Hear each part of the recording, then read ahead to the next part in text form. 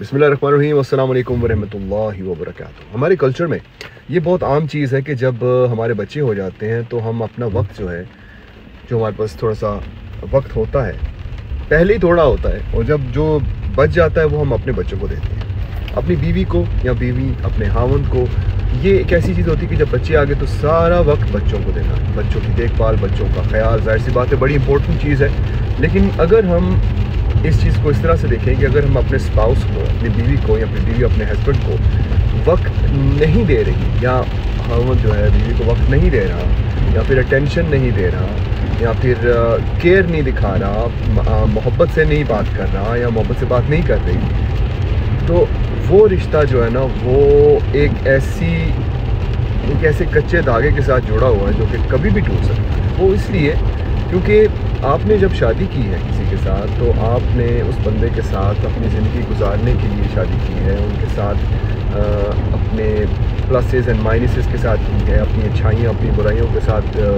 जो कुछ भी आपके अंदर है आपने उनको एक्सेप्ट किया, उन्हें आपको किया। जो कुछ आपके अंदर से दोबारा अंदर से आपकी चीज़ें जो निकल रही हैं उनके सामने, जो ऐसी बातें सामने आ रही जो कि उनको पहले नहीं पता थी, उसके बावजूद वो आपको एक्सेप्ट कर रहे हैं। तो ये एक ऐसा रिश्ता है जो कि एक दूसरे का कवर होता है, एक दूसरे को माशरे में एक दूसरे को कवर करना, मियाँ बीवी के एक रिश्ते को आप नाम दे सकते हैं। तो मैं समझता हूँ कि इस चीज़ के ऊपर हमें ज़्यादा बात करनी चाहिए, इस चीज़ के ऊपर हमें फोकस करना चाहिए, मुझे करना चाहिए, आपको करना चाहिए कि अगर हम अपने स्पाउस को, अपनी बीवी को, या फिर बीवियाँ जो सुन रही हैं वो अपने हस्बैंड्स को, अगर दिन में कुछ घंटे या आपके पास होते हैं, उनमें से एक मिनट भी आप एक दूसरे के साथ बात नहीं करते, या फिर अगर बात करते हैं तो ऐसी बात करते हैं जिससे कोई इशू खड़ा हो जाता है या फिर कोई लड़ाई हो जाती है, तो फिर आप अपना हक अदा नहीं करते। मैं अपना हक अदा नहीं कर रहा अगर हर बात जो है मेरी वो चुभने वाली हो, हर बात मेरी हो शिकायतों वाली हो, हर बात मेरी ऐसी हो जिसमें मैं अपनी वाइफ को नीचा दिखाने की कोशिश कर रहा हूँ। और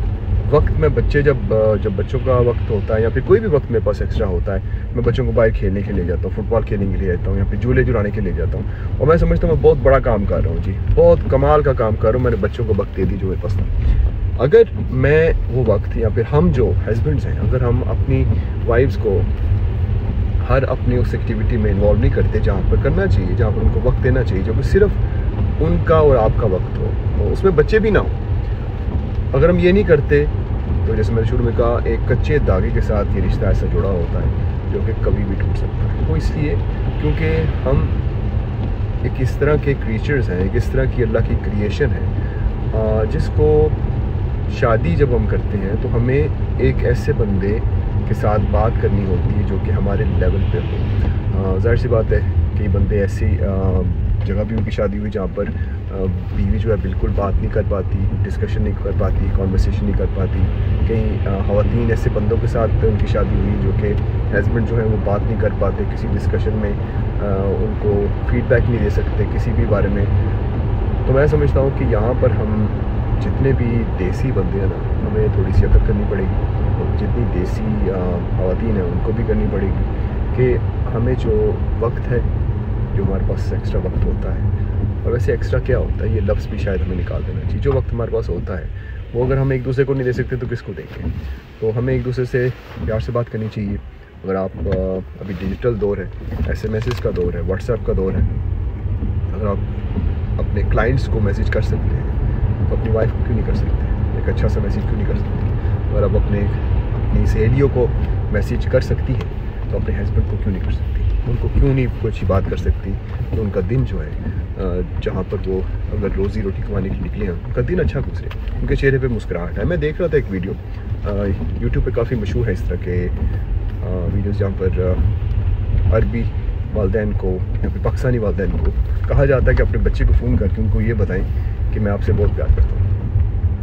और फिर बाद में इसी तरह का वीडियो फिर बाद में कहा जाता है कि हस्बैंड्स को या वाइफ को कि वो अपने हस्बैंड को फ़ोन करके उन्हें बताएं कि वो आपके लिए क्या मानी रखते हैं। तो आगे से वाइफ की या हस्बैंड की जो रिस्पांस होती है वो बड़ी मज़ाहिया होती है, किस्म की एक्चुअली सैड होती है कि वो आगे से कहती हैं आपकी तबीयत तो ठीक है, आप किस चीज़ का शुक्रिया अदा कर रही हैं। या फिर अगर वाइफ करती है तो हस्बैंड आगे से ऐसे कहता है कि ये पहली दफ़ा मैंने ये बात सुनी है इस तरह के लहजे में, शादी से पहले शायद सुनी है। तो हमें अपने आप को करेक्ट करना होगा, हमें अपना कंपास सीधा करना पड़ेगा अगर हम करना चाहते हैं अपनी ज़िंदगी को बेहतर। अगर मैं अपनी ज़िंदगी को बेहतरीन करना चाहता हूँ तो मुझे अपनी वाइफ को वो वक्त देना पड़ेगा,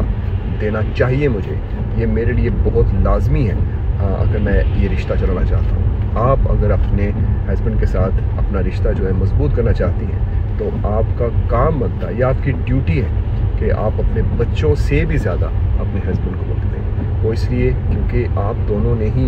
एंड पे रह जाना है। अगर आप अभी से लड़ना झगड़ना शुरू कर देंगे तो एंड पे दोनों अकेले रहेंगे। अल्लाह ना करे ऐसा हो, लेकिन एक दूसरे को वक्त देना पड़ेगा।